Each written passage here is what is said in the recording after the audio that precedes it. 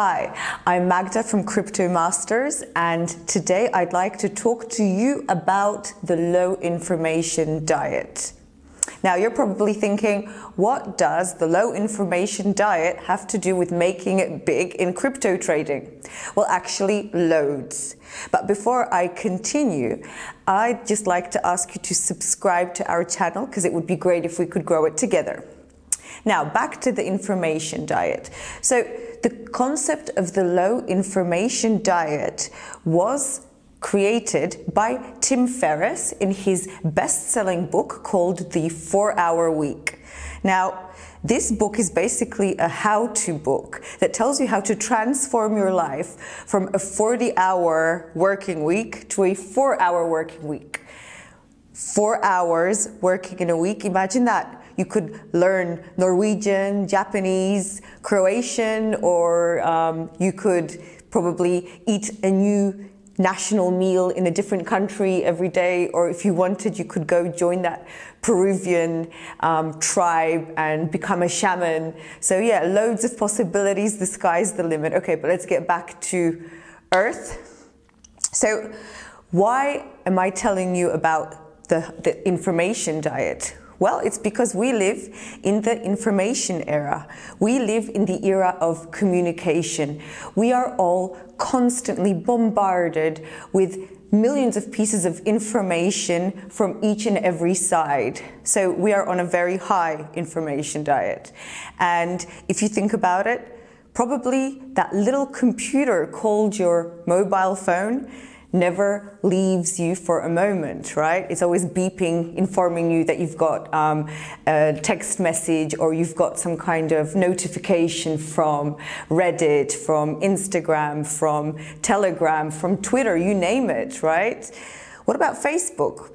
Well, actually, Facebook is a different story because I think about 9% of Americans actually deleted Facebook. That's like a few million people all over the world, which I think is a pretty interesting initiative. I'm sure you remember the delete Facebook hash. Now, all of this happened because society realized it was basically being exploited, or exactly its personal data was being exploited because Facebook was using it to sell to big data companies, who in turn were selling it to advertising agencies who were creating ads to target us directly. Now, it's not that I've got something against Facebook in particular, but if you think about it, there's no real smart reason to have Facebook, unless of course you know how to make money on it. Because if you're not earning money on Facebook, trust me, it will earn money off of you.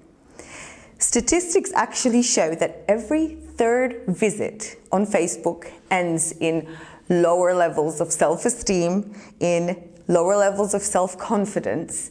It just makes us feel worse, you know, because we think, hey, am I doing something wrong with my life? How come my life's so grey and shitty and everyone else's lives are just so amazing? You know, we forget that it's a whole band of apps and really kind of selected material that makes up for that beautiful Facebook profile.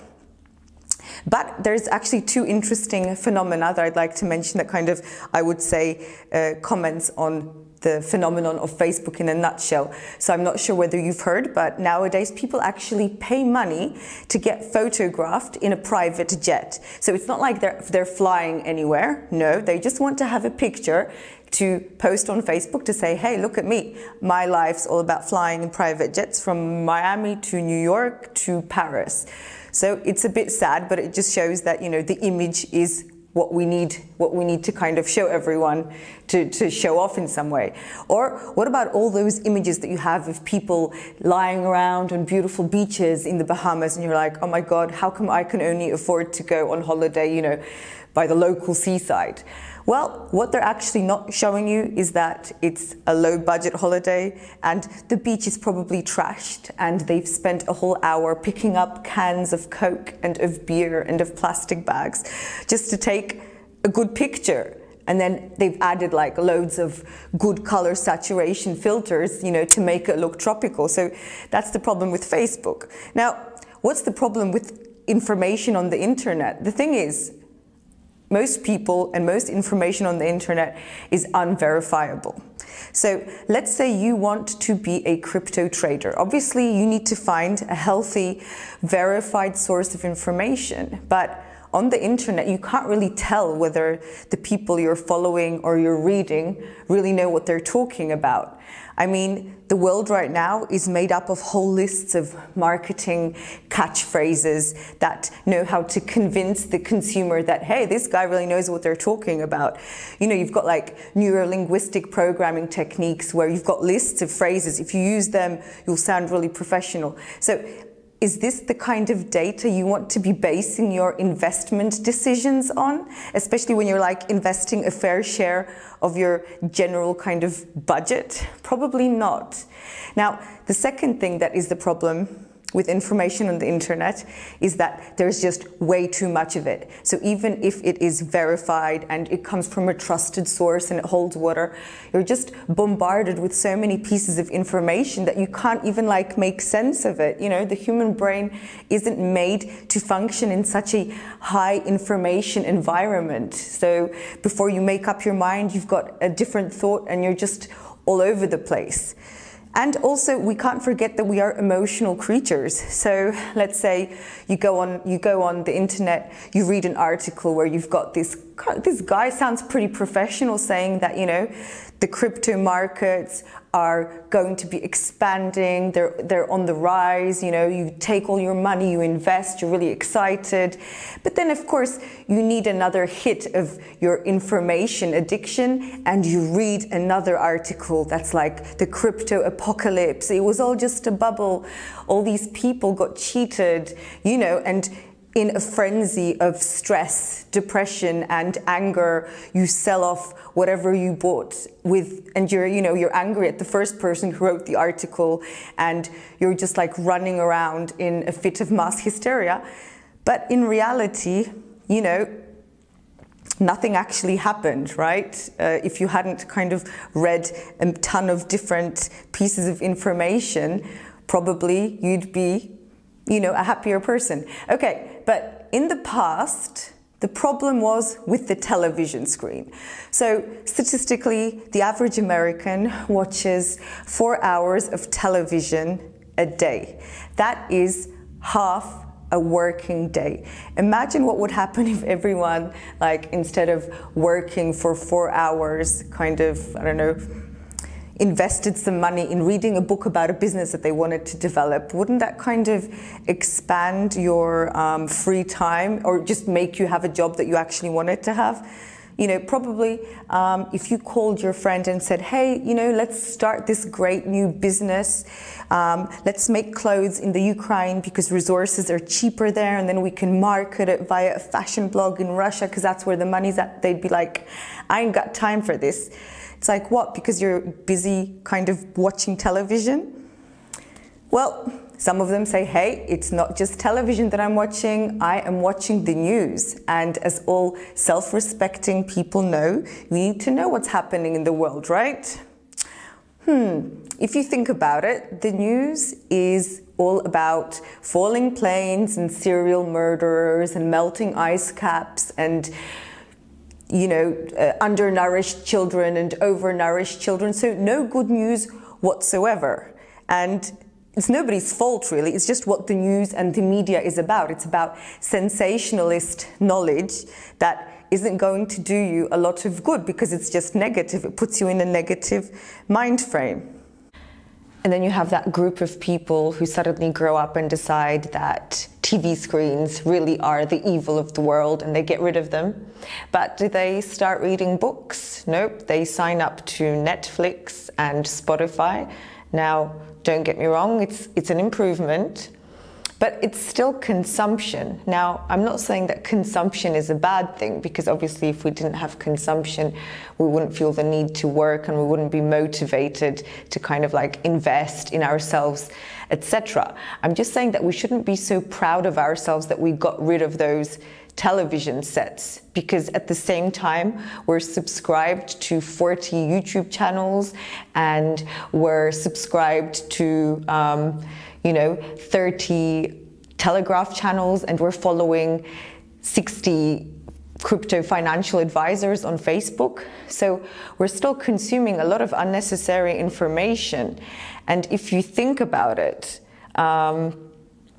if you're a hodler, you don't need to know about all the latest developments in cold wallets and online wallets, and you don't need to know how to transfer doggy coins, and you don't need to know what the support line for Bitcoin is, because chances are you're not even, trading in it.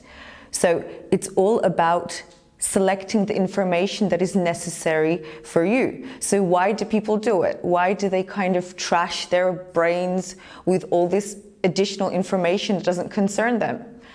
Well, the answer is it feels good to be well informed, doesn't it? But what people forget is that being well informed in many areas usually means that you become an anti-expert, because your knowledge gets kind of diluted in so many places at once.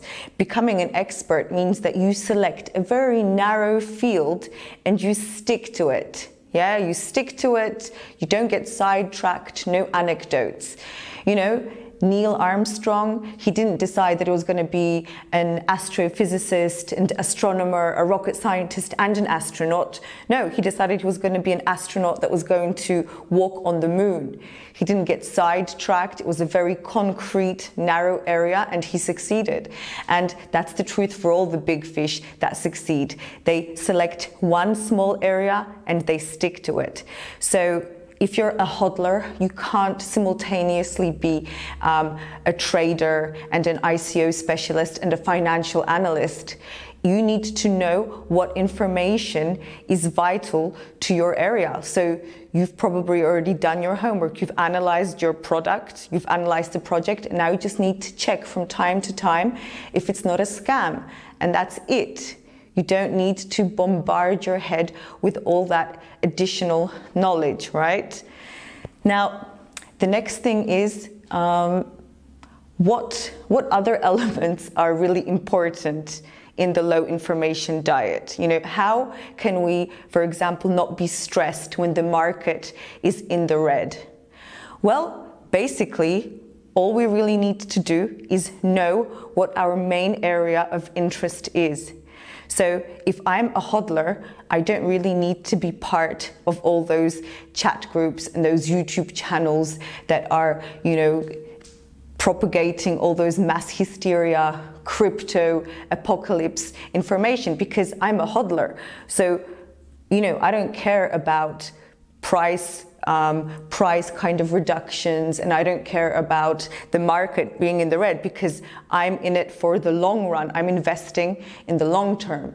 And also, if you're a trader, you don't really need to care about, let's say, crypto philosophy, whether cryptocurrencies are still going to be around in the next 10 years, because you can earn money in a single day on the rise and fall of different cryptocurrencies, right? So the information diet is all about only consuming information that is current and important to you, not consuming information from general news sites, not consuming negative information, and consuming as little information as possible. Now, in order to implement all this knowledge, I would like to ask you to take out a piece of paper now and to write down all the things that you're going to unsubscribe from, all the news websites you're going to unfollow, and all the reductions you're going to make in your information intake.